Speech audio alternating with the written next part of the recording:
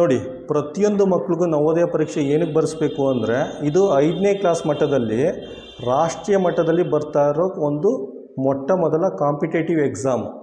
ಈ ಎಕ್ಸಾಮ್ಗೆ ಮಕ್ಕಳು ತಯಾರಿ ನಡೆಸಿದ್ದಾರೆ ಅಂದರೆ ಮುಂದೊಂದು ದಿನ ಮಕ್ಕಳು UPSC ಅಥವಾ KPSC ಅಥವಾ ಇನ್ಯಾವುದಾದ್ರು PDO ಎಕ್ಸಾಮು ಅಥವಾ SDA FD ಎಕ್ಸಾಮ್ ಬರೆದಾಗ ಅನುಕೂಲ ಆಗುತ್ತೆ ಮಕ್ಕಳಿಗೆ. ಇದು ಒಂದು ರೀತಿ ಮೊದಲನೇ ಹೆಜ್ಜೆ. ಆ ಮಹಾಪರ್ವತ ಹತ್ತಕ್ಕೆ ಇದು ಮೊದಲನೇ ಹೆಜ್ಜೆ.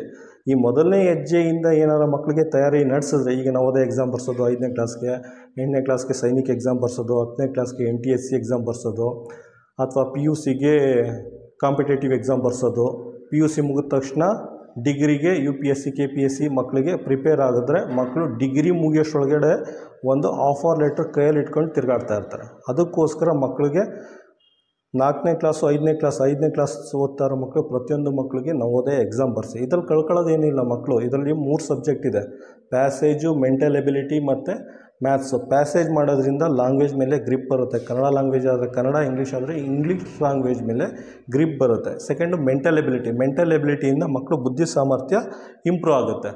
3ನೇದು ಮ್ಯಾಥ್ಸ್. ಈ ಮ್ಯಾಥ್ಸ್ ಯಾವ ರೀತಿ ಪ್ರಿಪೇರ್ ಮಾಡಿರ್ತಾರೆ ಅಂದರೆ, ಕ್ವಶನ್ ಪೇಪರು 6ನೇ ಕ್ಲಾಸು, 7ನೇ ಕ್ಲಾಸು, 8ನೇ ಕ್ಲಾಸಲ್ಲಿ ಬರೋ ಲೆಕ್ಕಗಳನ್ನೆಲ್ಲ ಈ ಮಕ್ಕಳಿಗೆ ಹಾಕಿರ್ತಾರೆ. ಅಷ್ಟು ಟಫ್ ಇರುತ್ತೆ ಮಕ್ಕಳಿಗೆ. ನಿಮಗೊಂದು ಕೇಳೋರು ಆಶ್ಚರ್ಯ ಆಗ್ಬೋದು, ಈ ಸಲ 10th ಪಾಸ್ ಆಗಿರ್ತಾರಲ್ಲ, 90% ಮೇಲೆ 10th ಅಲ್ಲಿ ಮಾರ್ಕ್ಸ್ ತೆಗೆದಿರ್ತಾರೆ, ಆ ಮಕ್ಕಳಿಗೆ ಏನಾದ್ರು ನವೋದಯ ಎಕ್ಸಾಮ್ ಬರ್ಸಿದ್ರೆ ಕ್ವಾಲಿಫೈ ಆಗೋಲ್ಲ. ಯಾಕಂದರೆ ಕ್ವಶನ ಆ ರೀತಿ ಟ್ವಿಸ್ಟ್ ಮಾಡಿ ಹಾಕಿರ್ತಾರೆ. ಸೊ ಅದಕ್ಕೋಸ್ಕರ ಮಕ್ಕಳಿಗೆ, ಪ್ರತಿಯೊಂದು ಮಕ್ಕಳಿಗೆ ಮುಂದಿನ ಭವಿಷ್ಯ ನೆನಪಲ್ಲಿ ಇಟ್ಕೊಂಡು ಪರೀಕ್ಷೆ ಬರೆಸಿ.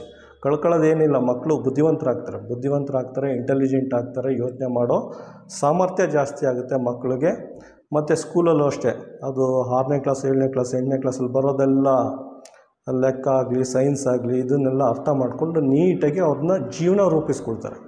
ಇದೊಂದು ಮುಂದೆ ಬರುವ ಕಾಂಪಿಟೇಟಿವ್ ಎಕ್ಸಾಮ್ಗಳಿಗೆ ಫಸ್ಟ್ ಹೆಜ್ಜೆ ಇದ್ದಂಗೆ. ಅದಕ್ಕೋಸ್ಕರ ಮಕ್ಕಳಿಗೆ ಪ್ರತಿಯೊಂದು ಕಾಂಪಿಟೇಟಿವ್ ಎಕ್ಸಾಮು ಬರೆಸಬೇಕು.